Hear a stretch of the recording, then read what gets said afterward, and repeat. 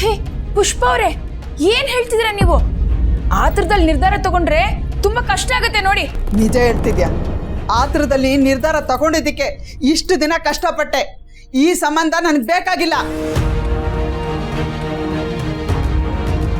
ನಮ್ಮ ಮನಗಿಂತ ದೊಡ್ಡ ಕೆಲಸದಲ್ಲಿರೋಳನ್ನ ನೋಡಿ ನಿಮ್ಮ ಮಗನಿಗೆ ಮದುವೆ ಮಾಡಿ. ಯಾಕೆಂದ್ರೆ ನಿಮ್ಗೆ ಹುಡುಗಿ ಬೇಕಾಗಿಲ್ಲ, ಅವಳ ಮೂಲಕ ನಿಮಗೆ ಕೆಲಸ ಆಗಬೇಕಾಗಿದೆ ಅಲ್ವಾ? ಪುಷ್ಪ ಅವರೇ, ನೀವೇನೋ ತಪ್ಪು ತಿಳ್ಕೊಂಡಿದ್ದೀರಾ. ಇಷ್ಟು ದಿನ ತಪ್ಪಾಗೆ ತಿಳ್ಕೊಂಡಿದ್ದೆ. ಮದುವೆ ಅನ್ನೋದು ಜನ್ಮದ ಋಣ ನಿಜ, ಆದ್ರೆ ಅದನ್ನ ಒಂದು ಕ್ಷಣದಲ್ಲಿ ಹೊಡೆದಾಕಕ್ಕಾಗಲ್ಲ. ಆದ್ರೆ ನೀವು ಹೊಡೆದಾಕ್ಬಿಟ್ರಲ್ಲ. ಇಷ್ಟೆಲ್ಲ ಆದ್ಮೇಲೂ ನನ್ನ ಮಗಳನ್ನ ಮದುವೆ ಮಾಡಿಕೊಟ್ರೆ ಅವಳು ನೆಮ್ಮದಿ ಆಗಿರಲ್ಲ.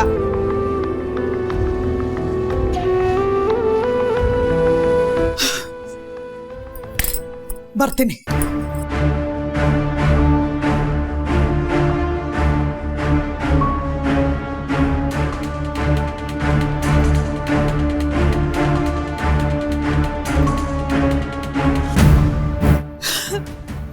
ತಾಯಿ ಅಲ್ಲವ, ನೀನು ನಂಬಿದಕ್ಕೆ ಕೈ ಬಿಡ್ಲಿಲ್ಲ. ನಮ್ಮನ್ನ ಕಾಪಾಡ್ಬಿಟ್ಟೆ ಅವ್ವ, ನನ್ನ ಕಾಪಾಡ್ಬಿಟ್ಟೆ.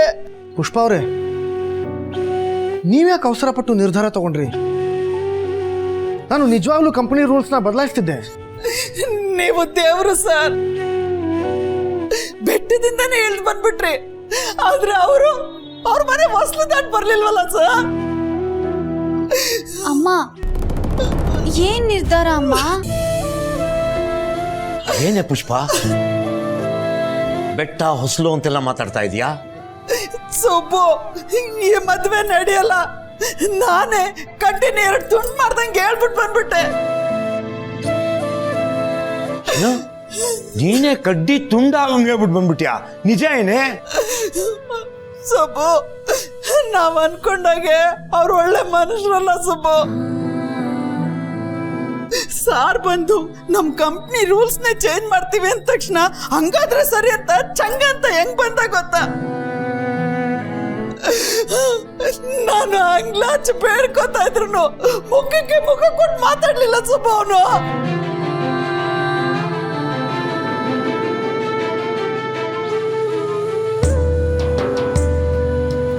ಇದೇ ಮಾತನ್ನ ನಿನ್ಗೆ ಅವತ್ತಿಂದ ಹೇಳ್ತಾ ಬಂದಿದ್ದೀನಿ.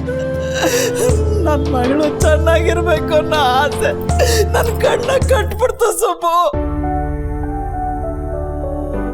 ದುಡ್ಡಿರೋರು ನನ್ನ ಮಗಳನ್ನ ಚೆನ್ನಾಗಿ ನೋಡ್ಕೋತಾರೆ ಅನ್ಕೊಂಡೆ, ಆದ್ರೆ ದುಡ್ಡನ್ನ ಮಾತ್ರ ಅವರು ಚೆನ್ನಾಗಿ ನೋಡ್ಕೋತಾರೆ ಅಂತ ಗೊತ್ತಿರ್ಲಿಲ್ಲ ಸೊಪ್ಪು. ಅಯ್ಯೋ, ನನ್ ಬಂಗಾರದಂತ ಮಗಳನ್ನ ಅವ್ರ ಮನೆಗೆ ಕಳ್ಸಿ ಎಂತ ತಪ್ಪು ಮಾಡ್ಬಿಡ್ತಿದ್ದೆ. ಬಂಗಾರ, ನನಗೆ ಕ್ಷಮಿಸ್ಬಿಡಮ್ಮ. ಇಲ್ಲನೂ ಇಲ್ಲ, ಹೆಣ್ಣತ್ತವ್ರು ನಮ್ಮ ಮಗ್ಳಿಗೆ ಮದುವೆ ಮಾಡಿ ಕಳಿಸ್ಬಿಟ್ರೆ ಸಾಕು, ನಮ್ ಜವಾಬ್ದಾರಿ ಮುಗ್ದೋಗುತ್ತೆ, ನಮ್ ಭಾರ ಕಳ್ಕೊಂಡ್ವಿ ಅಂತ ತಿಳ್ಕೊತಾರೆ. ಆದ್ರೆ ಸರಿಯಾದ ಜಾಗಕ್ಕೆ ಮದುವೆ ಮಾಡಿ ಕಳಿಸಿಲ್ಲ ಅಂದ್ರೆ ಇಡೀ ಜೀವನ ಆ ಭಾರನ ಅವಳ ಮಗಳೇ ಒತ್ಕೋಬೇಕಾಗತ್ತ ಅನ್ನೋದ ಮರ್ತು ಬಿಡ್ತಾರಮ್ಮ.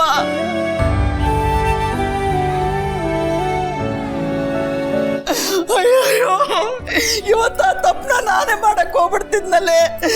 ಅಲ್ಲೋ, ನನಗೆ ಕ್ಷಮಿಸ್ಬಿಡು, ನನಗೆ ಕ್ಷಮಿಸ್ಬಿಡು. ಅಯ್ಯೋ ಅಮ್ಮ, ನೀನು ಅಳ್ಬೇಡ ಅಮ್ಮ, ಪ್ಲೀಸ್. ಸುಬ್ಬು, ನನ್ ಮಗಳು ಚೆನ್ನಾಗಿರ್ಬೇಕು, ನನಗಷ್ಟೇ ಸಾಕು. ನನ್ ಮಗಳು ಚೆನ್ನಾಗಿರ್ಬೇಕು.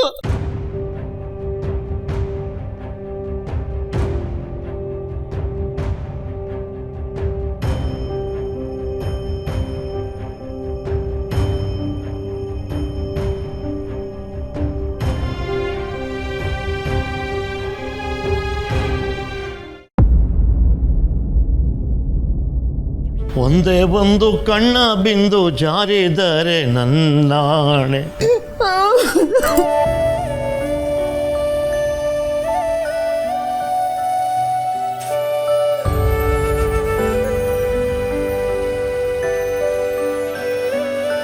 ನಿನ್ನ ನೋವ ಜೊತೆ ಎಂದು ನಾನಿರುವೆ ನಿನ್ನಾಣೆ.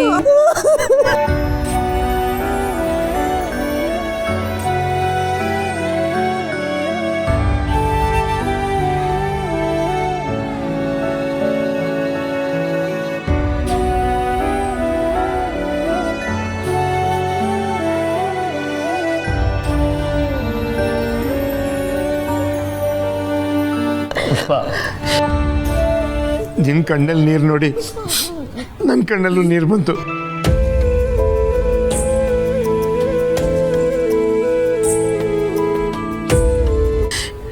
ಇದು ದುಃಖ ಪಡೋ ಸಮಯ ಅಲ್ಲ, ನಾವು ಸಂಭ್ರಮ ಆಚರಣೆ ಮಾಡಬೇಕು ಅಲ್ವಾ ಸರ್? ಹೌದು. ಇದೇ ಖುಷಿಲಿ ನಾವೆಲ್ಲ ಇವತ್ತು ಐಸ್ ಕ್ರೀಮ್ ತಿನ್ನೋಣ. ಹ್ಞೂ ಅಮ್ಮ, ನೀನು ಅಳಬೇಡ, ನಾನು ಹೋಗಿ ಐಸ್ ಕ್ರೀಮ್ ತರ್ತೀನಿ, ಸರಿನಾ?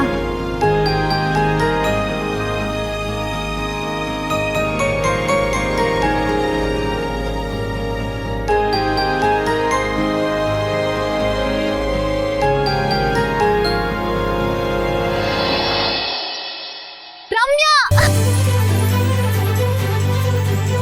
ರಮ್ಯಾ, ನನ್ ಮದ್ವೆ ಕ್ಯಾನ್ಸಲ್ ಆಯ್ತು ಕಣೆ, ಮದ್ವೆ ಕ್ಯಾನ್ಸಲ್ ಆಯ್ತು. ವಾವ್, ಒಡಿ ಹ್ಯಾಂಡು. ನಾ ಹೇಳಿರ್ಲಿಲ್ವಾ ಇದು ಪಕ್ಕ DDL ಜನೆ ಅಂತ. ಕಂಗ್ರಾಟ್ಸ್. Thank you. ನಾನ್ ನೋಡು ಸ್ವಂತ ಮಾವನ್ ಮಗನ್ ಮದ್ವೆ ನಿಂತಿದ್ದಕ್ಕೆ ಖುಷಿ ಪಡ್ತಿದ್ದೀನಿ.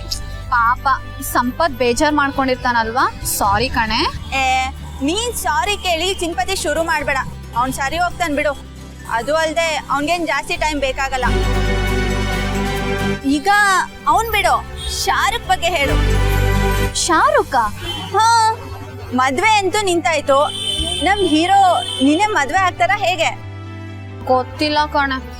ಗೊತ್ ಮಾಡ್ಕೋ, ಆದ್ರೆ ಆತ್ರ ಬೇಡ. ಅವ್ರು ನಿನ್ ಮೇಲಿರೋದು ಪ್ರೀತಿನೋ, ನಂಬಿಕೆನೋ, ಅಭಿಮಾನನೋ ಅಥವಾ ಅನುಕಂಪನೋ ಅನ್ನೋದನ್ನ ಮೊದ್ಲು ತಿಳ್ಕೊ. ನೋಡು, ಈಗ ನಿನ್ಗೆ ಮನ್ಸಾರೆ ಮಾತಾಡೋದಿಕ್ಕೆ ಕೇಳೋದಿಕ್ಕೆ ಟೈಮ್ ಸಿಕ್ಕಿದೆ. ನಾನ್ ಮಾತಾಡಲ್ಲ ಕಣೆ, ಬೇಕಿದ್ರೆ ಅವರೇ ಬಂದ್ ಹೇಳಿ. ಅಲ್ಲ, ಅವತ್ ನನ್ ಮದ್ವೆ ಫಿಕ್ಸ್ ಆಯ್ತು ಅಂತ ನಮ್ಮಮ್ಮ ಅವ್ರಿಗೆ ಸಕ್ಕರೆ ಕೊಟ್ರೆ ಅದನ್ನ ತಿಂದಲೆ ಹಾಗೆ ಚೆಲ್ಲೋದ್ರು. ಇದ್ರ ಅರ್ಥ ಏನ್ ಹೇಳು? ಅವ್ರಿಗೆ ಸ್ವೀಟ್ ಇಷ್ಟ ಆಗಲ್ವೇನೋ? ಕತ್ತೆ, ಸ್ವೀಟ್ ಇಷ್ಟ ಅಂತ ಅಲ್ಲ ಕಣೆ, ಅವ್ರ ಮನ್ಸಲ್ಲಿ ಏನೋ ಇದೆ ಕಣೆ, ಆದ್ರೂ ಅವ್ರು ಹೇಳ್ಕೋತಿಲ್ಲ.